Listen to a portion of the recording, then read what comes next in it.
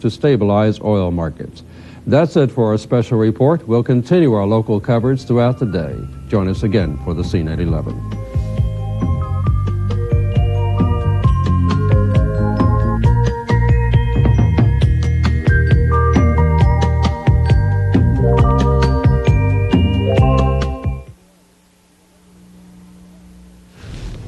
Good morning. The waiting is over in the Gulf. The war has begun. Just 2 hours ago, Allied air forces began an attack on military targets in Iraq and Kuwait. These attacks continue as I speak. Well, the biggest thing I saw was one of the most fantastic fireworks demonstrations I've seen since 4th of July party years and years and years ago. This was tremendous. Baghdad was lit up like a Christmas tree. 5 months ago, Saddam Hussein started this cruel war against Kuwait. Tonight, the battle has been joined. For the last 14 hours, U.S. fighters and bombers have been pounding the strategic facilities in Iraq and Kuwait, the first phase of an air assault that figures to be unrelenting. The campaign will continue until the whole campaign is completed. It doesn't end. So far, Iraqi resistance has been minimal.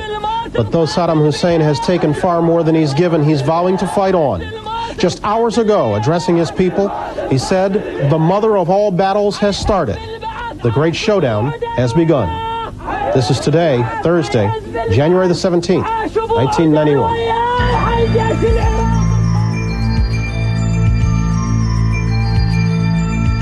From NBC News, this is a special edition of Today, America at War.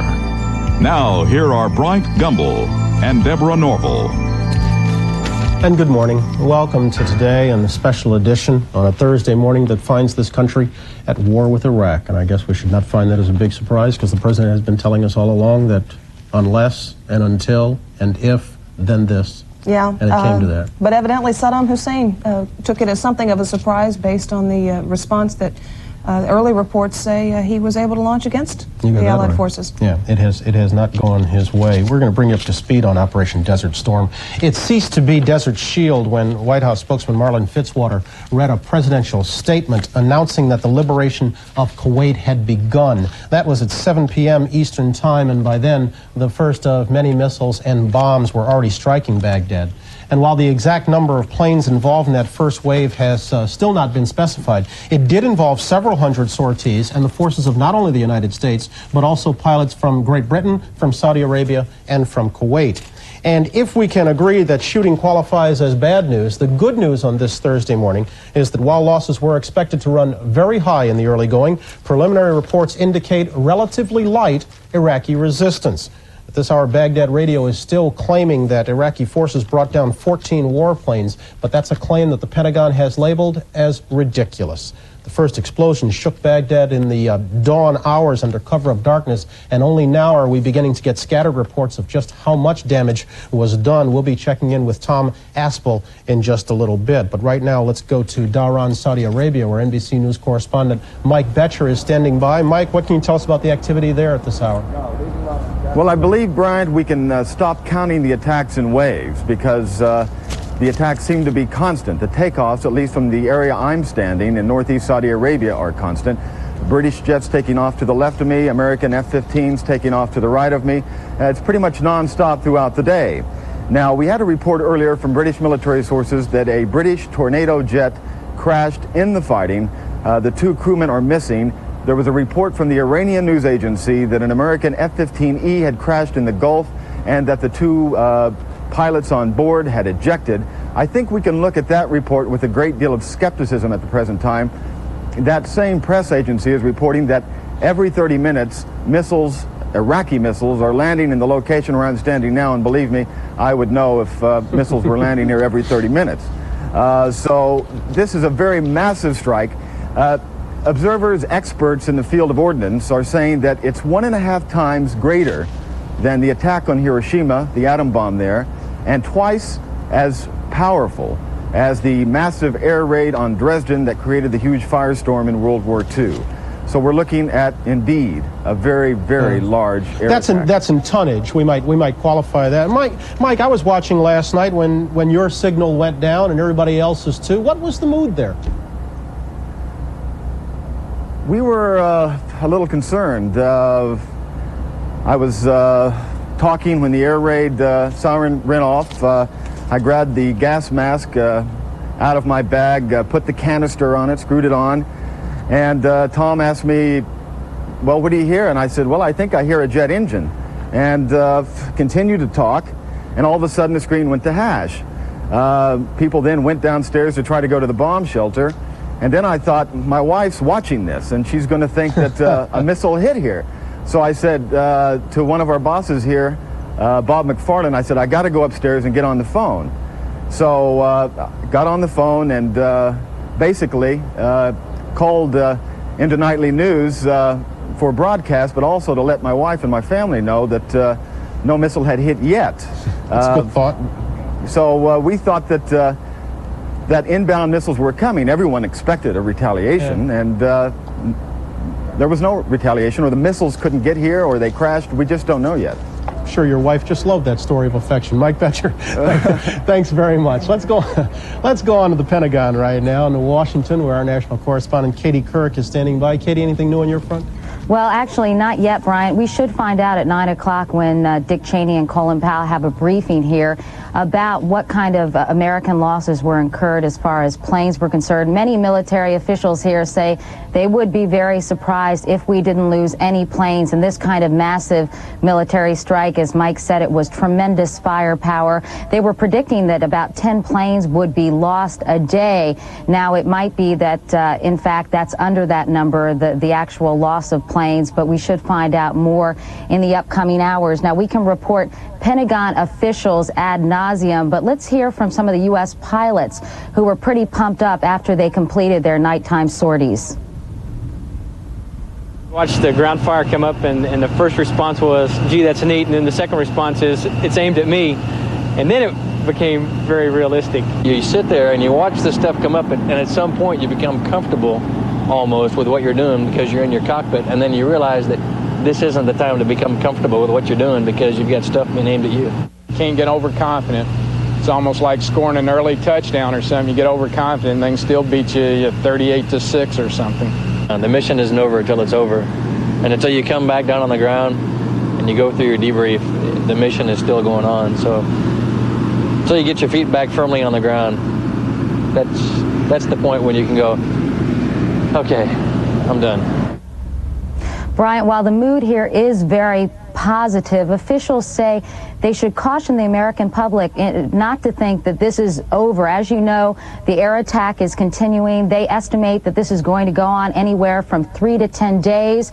And just because the air battle is complete doesn't mean that the ground forces won't be another major American challenge for the U.S. forces and for the Allied forces in Saudi Arabia. All right, Katie Couric at the Pentagon. Let's go on over to the White House and see what's new that Jim Miklaszewski has to tell us. Jim? Well, President Bush was up at about very early this morning. He was in the West Wing shortly after 5 o'clock, monitoring the situation there, getting an update, went back to his residence, and now is back in the West Wing. We believe at this point he's in the Oval Office. He stuck his head in the briefing room ever so briefly this morning, and to those reporters who were in the room, said that things were going pretty well. He appeared pretty upbeat and positive at this point. But as Katie mentioned, some officials here are still scratching their heads over why there was no sort of response really at all from the Iraqis after that initial attack. So while the mood is positive, there is still some caution. I'm particularly struck by the contrast of descriptions of these two leaders this morning. I told you just a moment ago that the president was upbeat and positive. The stories we're seeing out of Baghdad this morning about appearances by Saddam Hussein call him grim and resolute. I think at this point that about says it all. All right, Mick, thanks very much. Let's go to Tel Aviv right now.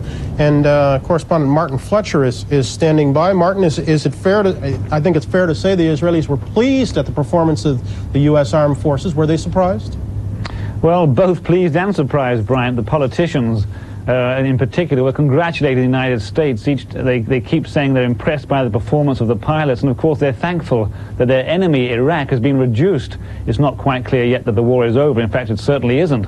But the Israelis are happy at the progress so far.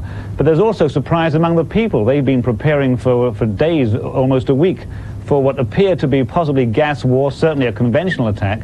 And that attack hasn't happened, so the people are surprised, and there's a feeling of joy in the streets, or rather in the homes, because the people are still not allowed in the streets. There's a state of emergency here, Brian. Is it premature to say they're out of the war? Well, I've asked just about everybody I've spoken to whether Israel is now out of it, you know, and they all say the same thing. It's just too early to say. It certainly looks that way. It looks almost impossible that Iraq could send any kind of missile here. The Israelis are skeptical that the Iraqi Air Force is completely out of it, because many Iraqi planes would have been in reinforced concrete bunkers underground, and so the Israelis are sure some of those must have survived, but they don't fear the Iraqi Air Force. Yes, Brian, one can really pretty surely say the Israelis are right out of it now and want to keep it that way. All right, Martin Fletcher in Tel Aviv, thank you. Let's go on an open phone line to Baghdad, where Tom Aspel watched the bombing throughout the night. Tom, give us a damage report if you would. Brian, I'm having a lot of breakup here. Sorry, Brian, can you say again? I'm getting a lot of breakup here. Conditions not so Sure, good. Tom. Let me repeat myself, and I'll do it in deliberate fashion. Can you give us a damage report? Brian, so far around town, we do know that the Defense Ministry in the center of Baghdad took some hits. Also, the headquarters of the Iraqi Ba'ath Party, and one power station, and a telecommunications building. Those targets have all been hit. We can confirm that. But we are also hearing that there is heavy damage at Baghdad International Airport. We're not so sure about that, although from time to time this morning, even in daylight hours, we did hear heavy bombing coming from that direction way on the western edge of the city. But so far, the residential areas downtown seem untouched. Just selective targets, the Ba'ath Party headquarters, power station, telecommunications building, and the Ministry of Defense. Okay, Tom Aspel. So I guess if it is possible to do both, there was saturation bombing, but also surgical strikes as they concern the residential areas. Tom, we'll try to get that phone line cleared up a little bit and get back to you later. Thank you. We're moving up on 7:12 on this Thursday morning. We'll come back in just a moment. Deborah will get some Senate reaction after a break. This is Today on NBC.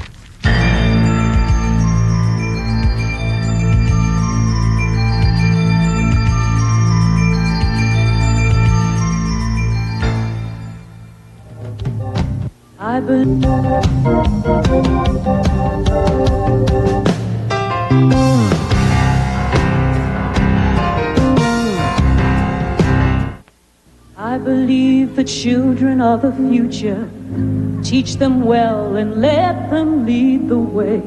Show them all the beauty they possess inside. Give them children, makers of tomorrow's world. But what kind of world is it when food is sitting in storehouses while children go hungry? When medicine is available, but not for the children of the poor? If you could help just one child, if you could change just one life, would you do it? By calling this toll-free number, you can help a suffering child thousands of miles away have a chance to live. As a Child Reach sponsor, you have the power to lift a child and family out of shocking poverty. And for so very little, you can help them have life-saving vaccines, clean water, schooling, and above all, hope. All it takes is $22 a month, just 72 cents a day. Spare change that can change a child's world, and your world too. When you call, we'll send your child's picture and personal story. Through on-site reports from Plan International staff, you'll see the child's life transformed, and you'll feel a part of it through personal notes and drawings. Shaping tomorrow's world begins today. Please, live the way you believe. Become a Child Reach sponsor. Help a needy child discover a truly great love. Your love.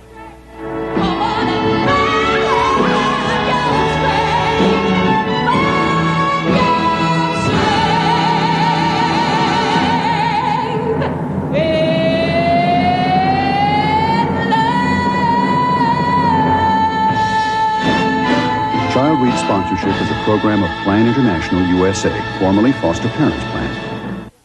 And there was plenty of debate in Washington beforehand over just whether the United States should be involved militarily in the Persian Gulf. With us from our Washington newsroom are Georgia Democratic Senator Sam Nunn, he's the head of the Senate Armed Services Committee, and Indiana Republican Senator Richard Lugar, member of the Foreign Relations Committee. Gentlemen, good morning. Good morning. Senator Nunn, I understand you have had opportunity to talk with Secretary of Defense Cheney. What has he told you thus far about American casualties? Well, I didn't get a casualty count, but the Iraqi reports of 14 aircraft down are greatly exaggerated. We had a very, very few aircraft shot down. In fact, it was almost unbelievable. I think it's due to the professionalism of our forces. We have excellent pilots, excellent equipment, good plan, well led, and I think we achieved in the initial stages at least our major strategic goals. The first goal was to make sure that we knocked out those Scud missiles, which were threatening to the Israeli population. If Israel had been hit, it could have split the alliance, and that was an enormously important goal. A second overall goal was to gain control of the air. There are a lot of facets of that, but I think we now have control of the air, so I think the initial stages, although we have a way to go, were very, very successful, and we took very, very few casualties, which is certainly wonderful. When you say very few, can you quantify that for me? The Secretary authorized me to say that we had one aircraft down. He'll have to clarify that later, and that was initial reports. I think we have to be cautious, but that was what he told me about 6:15 this morning, and he did say that it could be revealed. Okay, thank you for that. Let me also ask you about some of the other objectives which the President repeated again last night, that being to eliminate the nuclear, the biological, and the chemical weapons capabilities of Saddam Hussein's army. Do you have any report on whether that's been accomplished? If not completely, then to what degree? Well, certainly that was a major strategic goal. We have a little more time to take care of that one, and I think we've already hit a number of targets, and I'm sure we'll be hitting other targets. I do not have a damage assessment. I think that'll be coming later in the morning from the Secretary of Defense. Senator Lugar, there was a great deal of discussion before Operation Desert Shield was transformed to Desert Storm over whether the United States ought to be properly involved. How do you assess the President's handling of it thus far? You were notified prior to the planes going in. Well, I think the President has handled the situation magnificently, but likewise our military commanders and our military forces. It seems to me that wars occur when people miscalculate the situation. Certainly the President, the United Nations, the Soviet Union, everybody attempted to inform Saddam Hussein. Obviously he was not convinced. And I would say the competence with which our forces are carrying forward these activities is bound to be impressive not only to our friends but to our foes alike. We are, I think, forging a path toward peace in the future by the competence that we're displaying right now. Will that be a path toward peace that will exist because the United States is militarily strong or because many nations of the world have come together in a military fashion? Well, clearly it is great to have the United Nations effort, and the credibility of the United Nations is at stake. But let me just say very candidly, what people are looking at in the world today is the competence of the United States of America. And our forces and the record that they are making presently is, in my judgment, the strongest reason that we'll have peace. Gentlemen, at some point in time, the bill for all of these missiles and planes and jet aircraft and everything else is going to come, and you folks in Washington are going to have to decide how to pay for it. Are we going to see higher taxes? I don't think because of this. We have a huge deficit before this problem, and that deficit problem continues, but we should get a lot of help from our allies. I hope the Japanese and the Germans will put a lot more into the overall fund. Saudi Arabians have indicated they'll pay about 50%. I'm sure the Kuwaitis will pay more. But right now the priority ought to be on doing everything we can to make sure our men and women are fully supported, and I think we'll do that in every way. All right. Senator Sam Nunn of Georgia, Senator Richard Lugar of Indiana, thank you both for being with us. Thank you. And we'll be back in just a moment, 18 minutes after the hour. Back after this.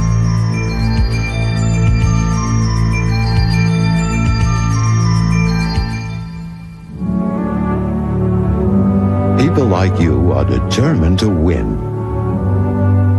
You don't settle for being second best. Neither do we.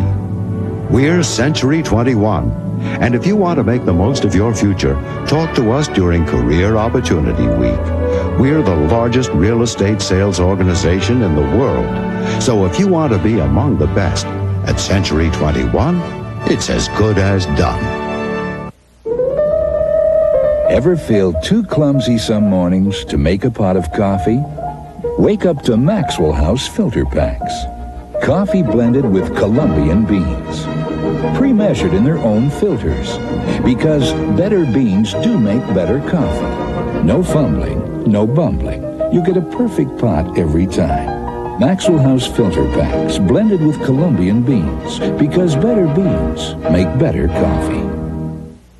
The fast food burger, quite tasty, but so much weighs against it.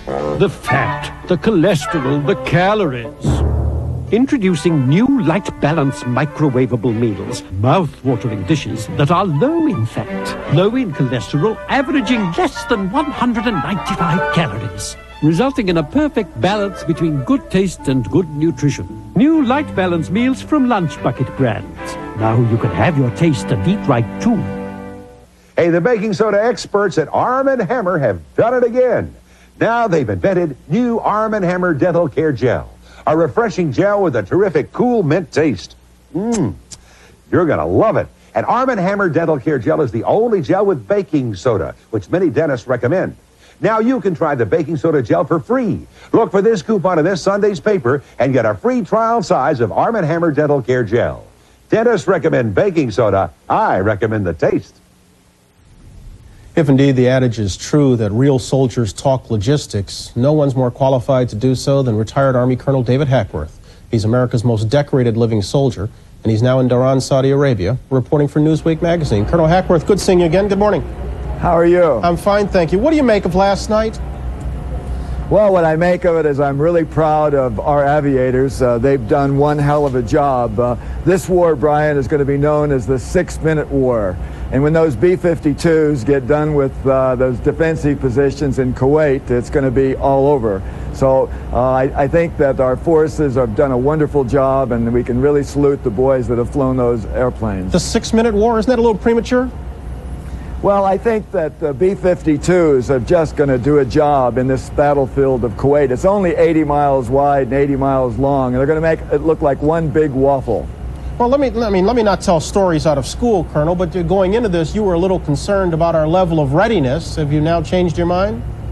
I was concerned about the level of readiness of the ground troops. I was worried about the U.S. 7th Corps just getting off the boat and not doing the job. It looks like air power is doing the job, Brian. This is a little sandbox, and it's the kind of fight that the USA does well. It's kind of World War II all over again, but with a really top air effort. Do you still think it's going to take a ground war, though? Do you think we'll ever move to phase 2?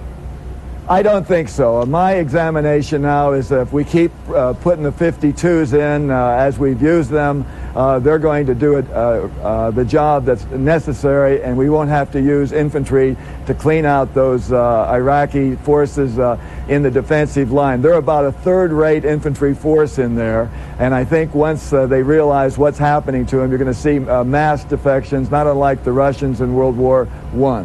Let me bring in Colonel Harry Summers in Washington, our military analyst, who's been with us these many weeks. Colonel, good morning. Good morning. You and I have talked history before. Experience says that almost any war plan starts coming apart the minute the first shot is fired. Could that still happen here?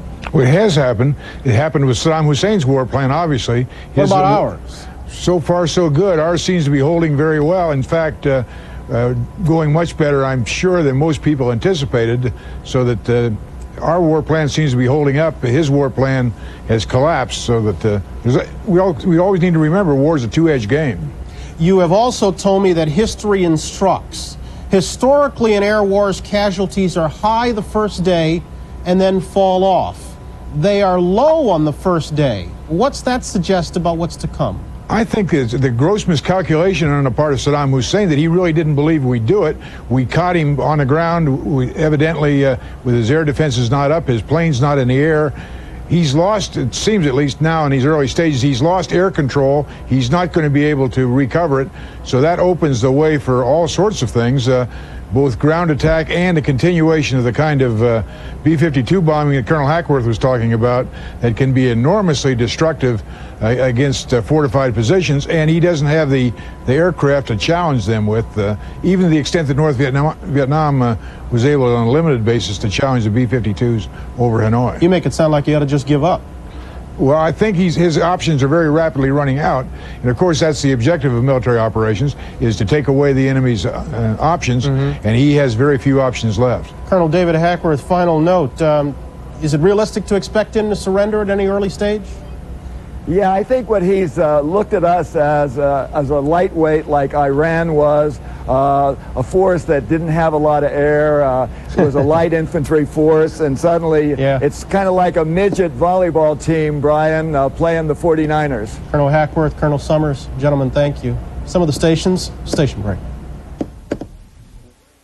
Sofa Connection is your connection for free furniture. Sure, just when you thought you'd got the greatest deal on one of our $4.99 sofas, we throw in the love seat absolutely free. 3 styles to choose from: Queen Anne, scatterback cotton print, or contemporary, in stock and ready for delivery. An exceptional deal at $4.99. Add the free love seat, it's an unheard of value. But hurry, it won't last long. Sofa, free love seat. Make the connection, Sofa Connection, Rivergate and Hickory Hollow. Castornot invites you to their spring and summer bridal fair and fashion show this Saturday at the Stouffer Nashville Hotel. Wedding renditions for the most important day of your life. From Channel 4, this is a Gulf War News Extra. Good morning, everyone. I'm Jim Travis. There are increasing reports, but not confirmed, that Iraq is beginning to fight back as Allied jets continue to pound at sites across that country. Iraq claims it shot down 14 U.S. jets, although the Pentagon has given no indication that's true. There are also reports that Iraq has begun shelling some sites along the Saudi border. The Press Association in London says that one British Tornado fighter bomber was lost during the second wave of Allied attacks. There is no report on the fate of the 2-man crew. As the sun rose in the Middle East today, some American pilots were returning while others took off to fly new missions. Those who returned said they had run into almost no resistance and had done what they set out to do: destroy military installations across Iraq. One pilot said Baghdad was lit up like a Christmas tree. And despite the devastation so far, it appears it's just the beginning. U.S. sources say the bombing will continue, perhaps even pick up, as the Allies establish total air superiority. While the fighting so far has been only in the skies, at some point ground forces will have to be involved, and it is on the ground, on the desert sand of Saudi Arabia, where thousands and thousands of men and women from Fort Campbell are stationed. Stephen Lynn is at Fort Campbell and has talked to people at the fort, at the post, and families of soldiers overseas. He joins us now live. Steve? So, Jim, there is some new news trickling from Fort Campbell this morning. Now, last night, you may remember we told you that the public affairs officer here said there would be no briefings or comments about the 101st until the unit began moving out. Now there is a briefing scheduled for 9 a.m. this morning. However, the public affairs officer will not say whether that means the unit, the 101st, has begun to move, and he will not answer any questions until 9 a.m. Now, there are some reports from Kuwaiti radio, which is operating in exile. Those reports are saying that there have been some ground movements along the Iraqi border. Those have begun. That is not confirmed here. Now, the fort here also says they will not grant any interviews today or allow any stories on the post other than for us to cover the briefing. That would include a story that we'd hope to bring you about a National Guard unit from Kentucky, which we are told is moving out today, but we will not be allowed to talk to anyone on the post about that. As for the community, it is still a calm concern. As Jim mentioned, right now, the 101st is not, at least as we know it, involved in Operation Desert Storm. As far as we know right now and have confirmed from Washington, it is still just an air attack. 101st are ground units. So right now, it is still a calm concern here because the 20,000 people from Fort Campbell who are in the Gulf now involved in Operation Desert Storm, as far as we know and as they know, have not been involved in the battles yet. We will hope to have more for you very soon, and we will have reports from you from Fort Campbell throughout the day. Jim? Thank you, Stephen. Taking a look at the local weather, presently in Nashville, it is 40 degrees under cloudy skies. Winds are from the west at 6 miles per hour. Barometer 30.15 and steady, and the humidity is 76%. Stay tuned to Channel 4 for continuing coverage of the war in the Middle East. Our next report will be at 6:55. Good morning.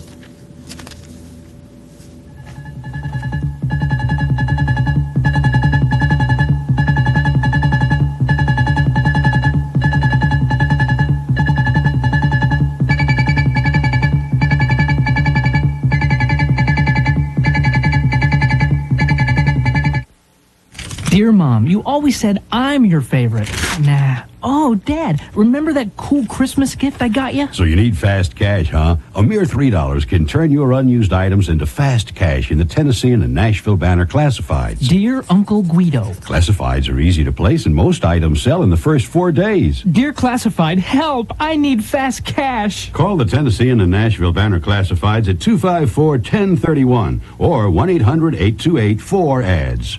Feel great, look good, save money during Watson's Health and Fitness Sale. Hot tubs, Wolf tanning systems, saunas. That's Watson's. Decorate for less and save an additional 20% on all Yellow Tag fabric in stock during Calico Corner's Yellow Tag sale going on now. Once a year, Burlington Coat Factory has its giant warehouse sale and slashes prices on 2 million coats for men, women, and children. America's greatest coat sale is on now.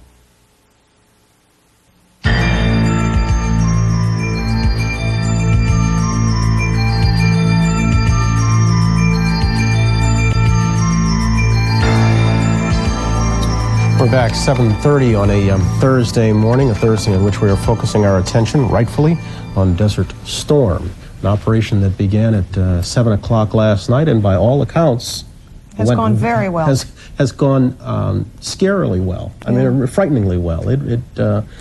You want to keep reining yourself in and say, let's not get ahead of ourselves, and yet all indications are that very few things have gone wrong so far. One of the things that we're all struggling with this morning is the fact that we don't have any hard information about just how many casualties Allied forces have suffered.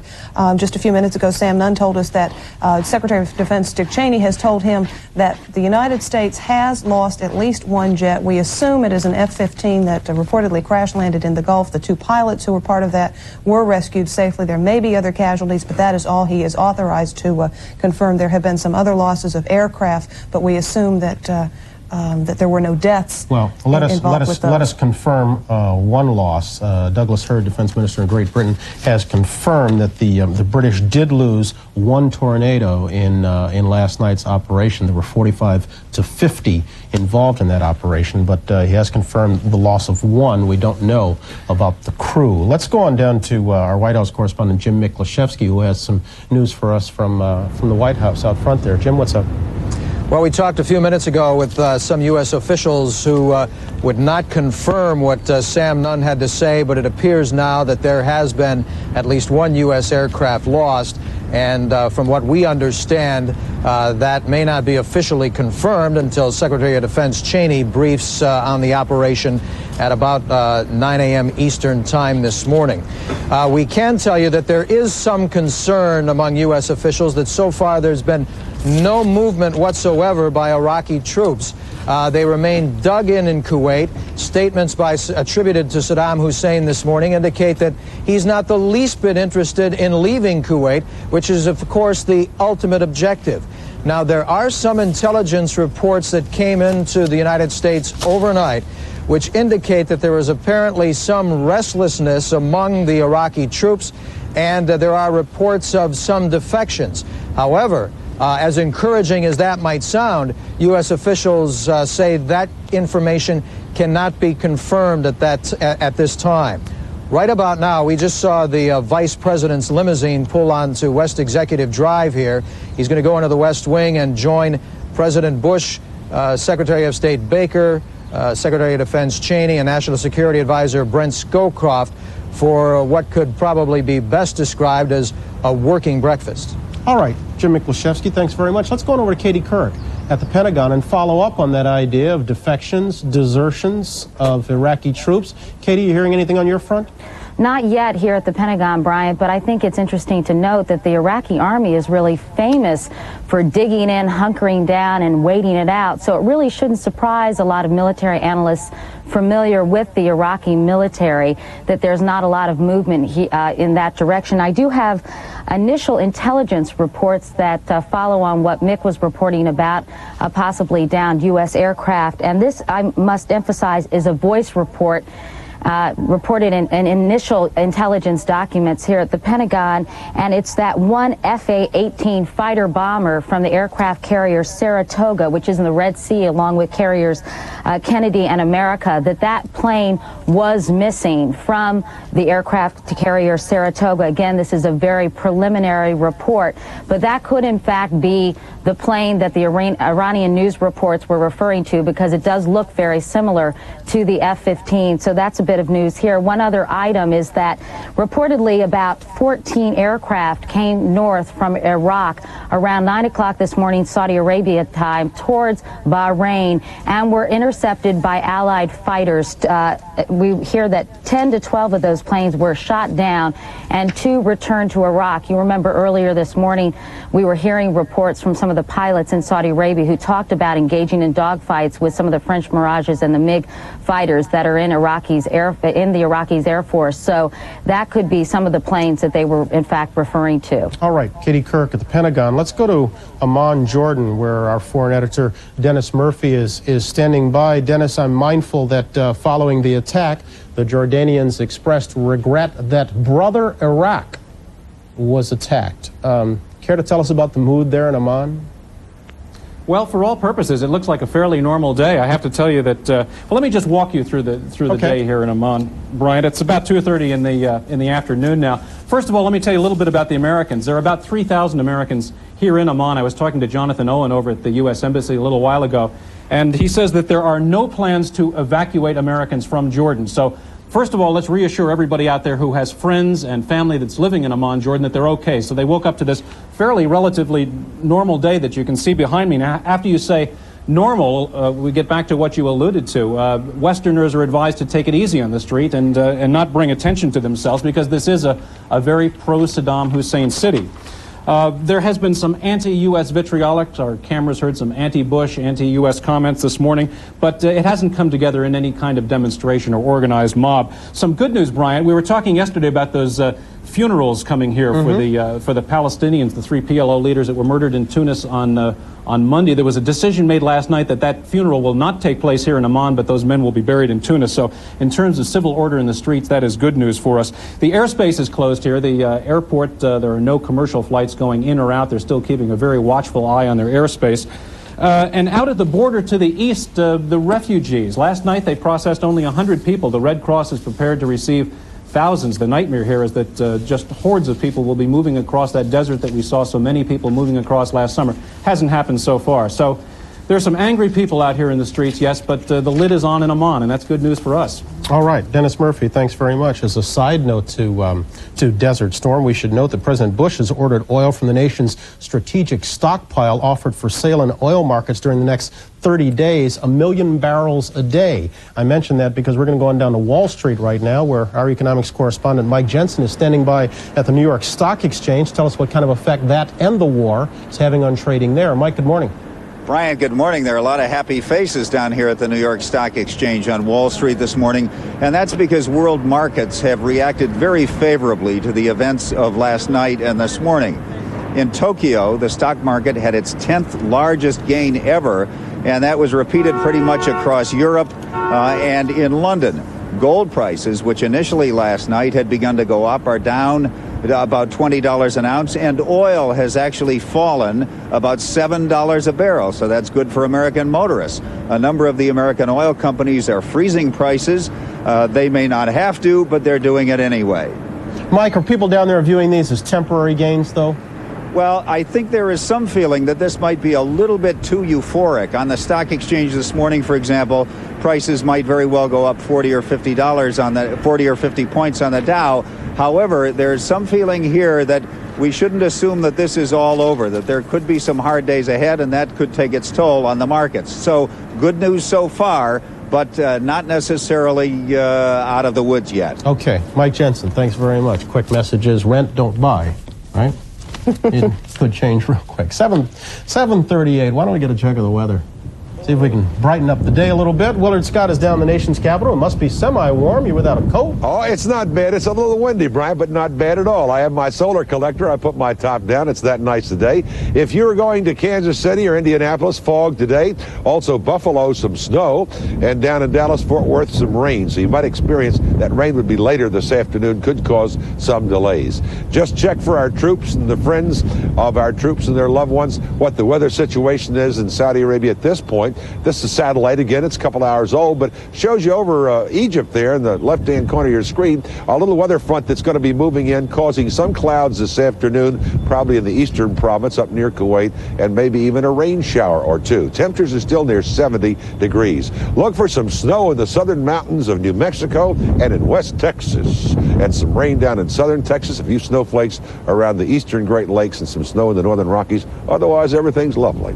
Here's what's happening in your world even as we speak. Good morning. This is Keith Bilbrey in the Channel 4 Weather Center. We'll start out with mostly cloudy skies this morning, partly sunny by this afternoon. Look for a high of 48 degrees.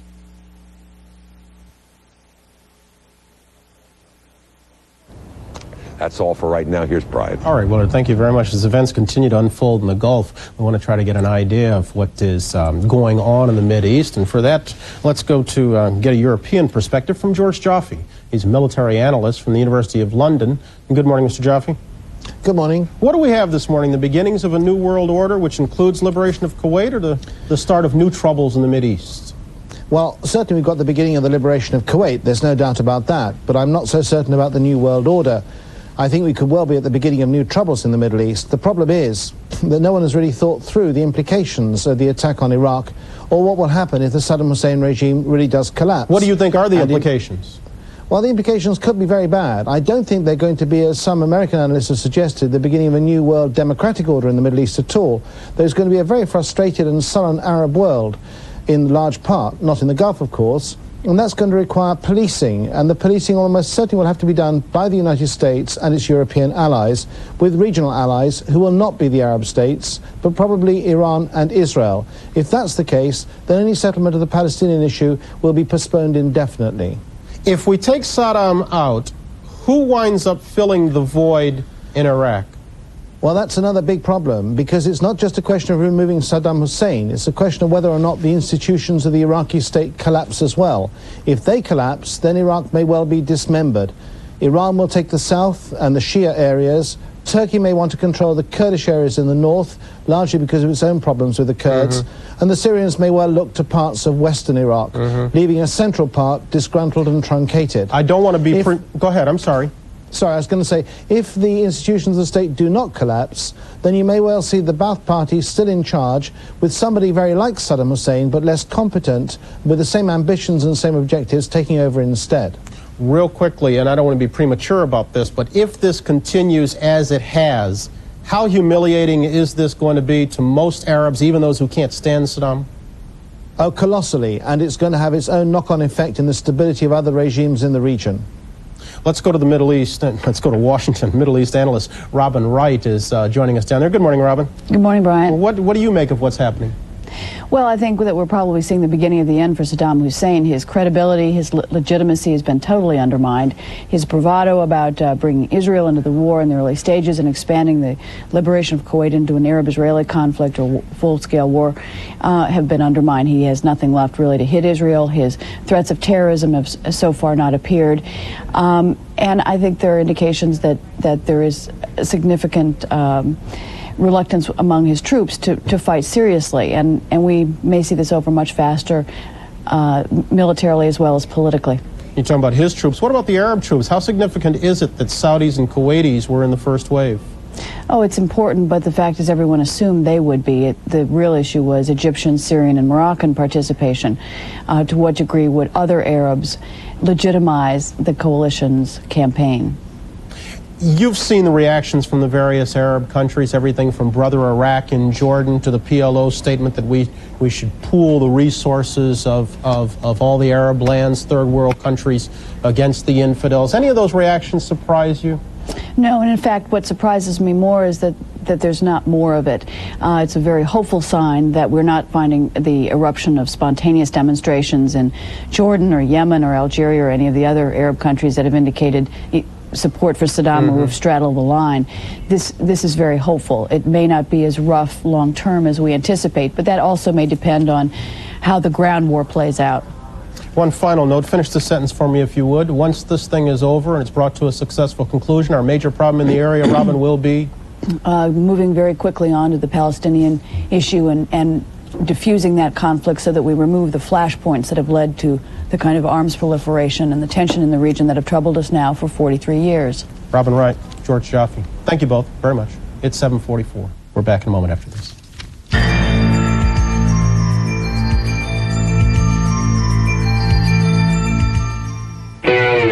Tile's bigger, better clearance sale. Ceramics galore for walls and floors from 59 cents each. Great buys. Big savings on DuPont Stainmaster Carpet. Only $12.99 installed. Yes, vinyl style by the sheet, by the tile. 42% off. And introducing window colors. Mini blinds in every shade. Buy one, get two free. At Color Tile, bigger and better. Do you believe that my granddaddy used to make sausage in a tub like that? He did. I'd grind and he'd season and mix, and my grandmother'd cook some of it, and he'd taste, and after a while he'd say, "I think that's got it." I thought it was the best sausage I ever tasted. Might have been. That old man taught me a lot, and I sure hope I didn't let any of it go to waste. I've got to pick up some Vaseline Intensive Care lotion. My skin's so dry. How do you get dry skin? From doing dishes and housework. And someday you'll be old enough to help me. What? And get dry skin?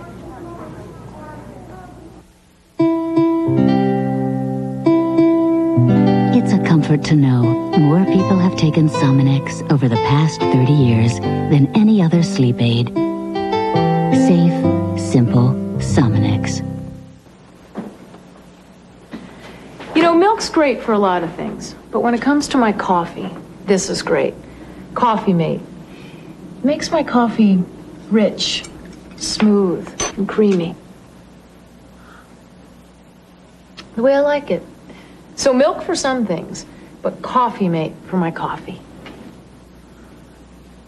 It works out beautifully. Coffee Mate from Carnation. What you put in coffee, even when there's milk around. The military hardware that's being used in the war in Iraq is all part of a buildup that began during the 80s, and the man who was at the head of the buildup of the 600-ship Navy is with me here in New York, former Secretary of the Navy John Lehman. Good morning. Morning. You must be feeling pretty good about how your old comrades are faring this morning. Yes, well, from all reports, this is going to be a classic textbook case of an integrated, all-service, high-tech, successful operation. You say high-tech. That was controversial during right. the buildup, whether you should go with the specific electronic components or be a little more reliant on the old-fashioned way of doing things. That's right. It was a legitimate dispute over whether the reformers were right that we should go for the cheaper, smaller, easier-to-use weapons or the high-tech, sophisticated weapons, which require more expensive soldiers and sailors to operate them in an all-volunteer force. And I think this shows what the high-tech approach can give you, because most of the world's air forces and defenses cannot fight at night. And the high-tech approach in the Air Force with the F-15Es, the Navy Tomahawks on the battleships, the A-6s, this gives you the capability with the jammers and the sophisticated command and control that allows one Army general to coordinate effectively all these disparate international and inter-service forces is what high-tech gives you that low-tech doesn't. Let's talk about the Navy's role in this. Although this is primarily an air war, certainly the Navy fighter pilots are part of that. Tomahawks were part of the initial foray in, as best we've been able to determine. That's right. Well, we have two battleships in the Gulf equipped with the Tomahawk land attack cruise missile, which gives you the capability to pre-attack with no really effective defense against it. The runways, revetments can come within 10 feet of a target with a 1,000-pound warhead. So that was probably the precursor of the attack to attrit the defenses before the F-15Es and the A-6s came in to really put the heavy firepower on the key command and control and military targets, catching their Air Force on the ground because they can't really fly at night very well. And so it all worked, very well integrated. Is it safe to say the toughest mission for the Navy is yet to come at that point in time when amphibious assaults begin into Kuwait to try to secure that area? Well, I don't think you're going to see a great deal of resistance for the actual amphibious assault where it, when and where it will come, because clearly the administration has taken the right approach here to use the high tech to pulverize the defenses over time before any ground forces are put at risk, so that effectively the ground forces will hopefully just be a mopping up force. Eventually you're going to need ground forces to, if nothing else, take the surrender, but when probably does that to happen? mop up. You've been part of the contingency planning. When are the ground forces likely to be sent in? Well, the ground forces are very unlikely to be sent in until there's confidence on the commander's part that the ability to inflict heavy casualties has been ground down, that we don't play into the classic totalitarians' tactic of expending blood, his own peoples and the enemies. As Saddam has said, we want the Americans to swim in blood. We're not going to play that game, and the commanders will grind down the opposition before ground forces are employed. There's been a great deal of optimism expressed this morning. You used the word mopping up just a moment ago. Are we in danger of being overly optimistic, or do you think it's actually justified that the No, you're quite right. We are in danger. In many ways, the final operations are going to be the toughest, the most difficult, because when you really dismantle the man's sophisticated defenses, you're still left with a fairly resilient battle-hardened, entrenched force that, until they surrender, it could take a while to get out of there, but the outcome's not in doubt. Former Secretary of the Navy, John Lehman, thanks for being with us this morning. Thank you. Coming up on 10 minutes before the hour, we'll be back with much more on our special coverage of the Gulf and the Persian Gulf War. This is Today on NBC.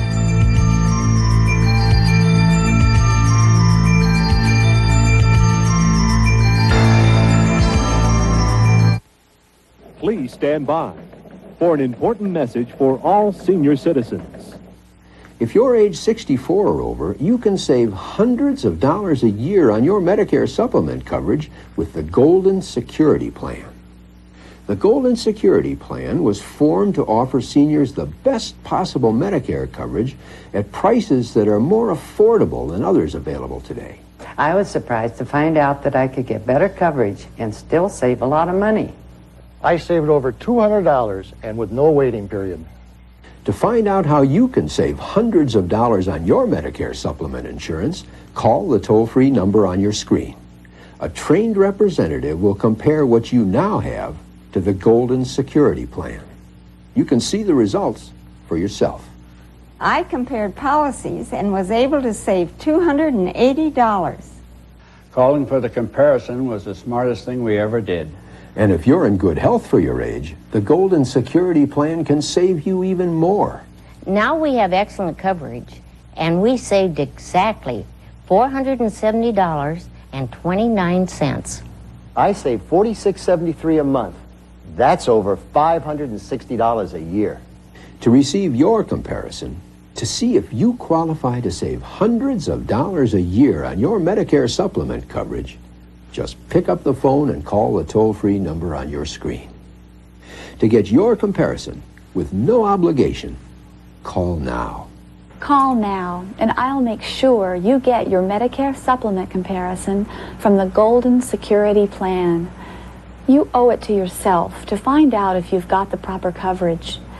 To get your comparison, all you need to do is call the toll-free number on your screen.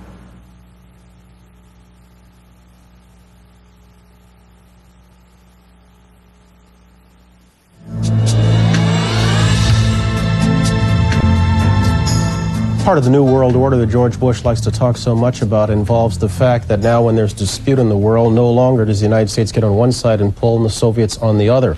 And so it is that last night, TASS reported without comment the start of the war. Vitaly Churkin is the Soviet Foreign Ministry spokesman. He's in our Moscow bureau this morning. Mr. Churkin, good morning. Good morning. I note that your chief of staff expressed the most profound regret about what is happening in the Gulf. Are you prepared to say it was proper and necessary? Yes, I am. We, of course, all regret that this is happening. I think Russians and Americans all regret that.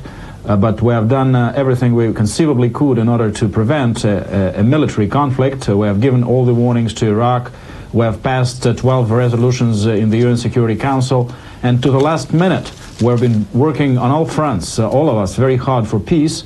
But that was not the Iraqis' choice, unfortunately. So all the necessary means, as provided for in Resolution 678 of the UN Security Council, were applied. So you're satisfied that George Bush personally exhausted all peaceful possibilities? Well, I'm satisfied that the international community and the United Nations and the UN Security Council have exhausted all peaceful possibilities. Do you think there was anything else George Bush could have done? Well, I don't know. I cannot judge. I was not sitting in the White House. I was sitting in the Foreign Ministry building. But we could not see on the eve of the running out of the goodwill pause anything we could do on our side. The only thing which remained for us was, we felt, was keeping the channels of communication open with the Iraqis and looking for any kind of an opening in their position, because so far their position has been absolutely rigid, and no indication, not the slightest indication of any kind of willingness to adhere to the will of the international community, to heed to the will of the international community. And that's even into the late hour. I note that your Supreme Soviet legislature called on all sides to continue to seek a political solution. Do you hold out much hope for that? We hope that the hostilities can end as soon as possible, and even when the hostilities were beginning, President Gorbachev appealed directly to Saddam Hussein, and our ambassador in Baghdad met with Tariq Aziz several hours into the conflict and passed that message to Saddam Hussein.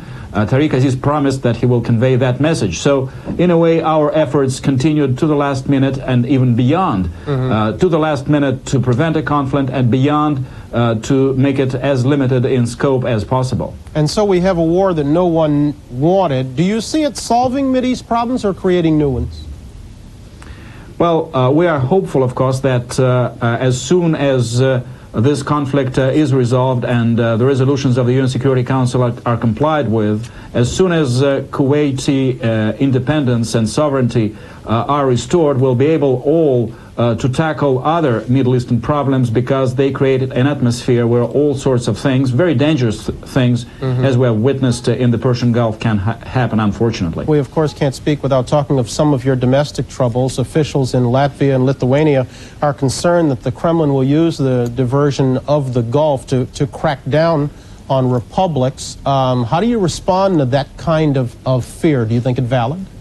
I don't see any connection at all, and of course the Baltic republics are very far from the Middle East, and theirs is a long-standing problem, and our leadership is trying to do everything possible to work out a peaceful political solution to the very complex issues which are at stake in the Baltic and in Lithuania in particular at this point. Vitaly Churkin, thank you very much for spending some time with us this morning. Thank you. Much appreciated. Brian. We're going to come back in just a moment. There's more ahead right after the commercial break.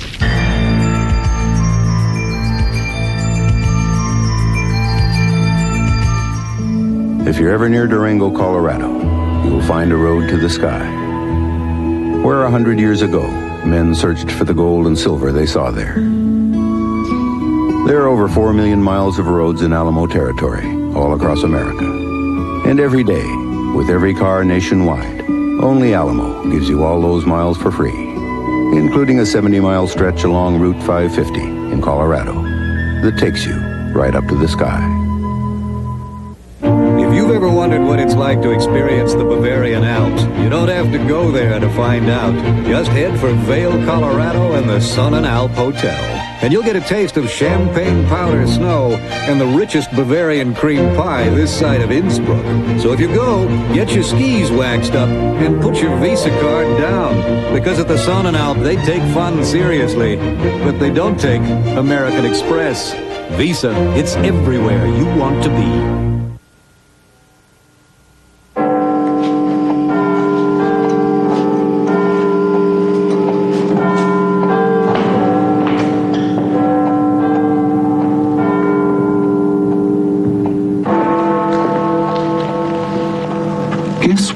coffee they serve at tea. 100% Colombian coffee, hand-picked by Juan Valdez, the richest coffee in the world. Don't you wish you'd bought the video cassette of Lady and the Tramp when you had the chance? Now it's gone, and time is running out to add Cinderella to your collection. But you still have a chance to own 2 of Disney's most delightful animated classics, the magical Peter Pan and the Academy Award-winning The Little Mermaid. Still available, but only for a limited time. Don't let Peter Pan and The Little Mermaid get away. Working our way through a busy Thursday morning. What's this tape? Well, just some of the video that's been fed in, and I'm sure we'll be taking a look at it at some point. But before one of the fighter squadrons went out last night, this morning, whatever you want to call it, they had a session with one of their commanding officers who was talking about when you come back, when you go home, when this is all over, saying things like, don't go and drink and drive because, 1, you haven't had a drink in a long time, and 2, you've forgotten how to drive because you haven't been doing that either while you're in Saudi Arabia, that they lose more pilots after they've gotten back than they do in the air. And they also said, be aware that you're going to be different. Your relationships with your family, with your children, with your spouse are going to be a little different because you've experienced something very unique and very troubling. And go easy. You know what? Of all the, and look, like everybody else, we all stayed up watching everything the whole night long. I think the single most surprising thing that I heard last night is that we still, as we sit here, have not broken off relations with Iraq. We have no intention of asking for a declaration of war. We are technically at war, and yet we still have diplomatic relations. It's unusual. We're going to come back in just a moment, right after this.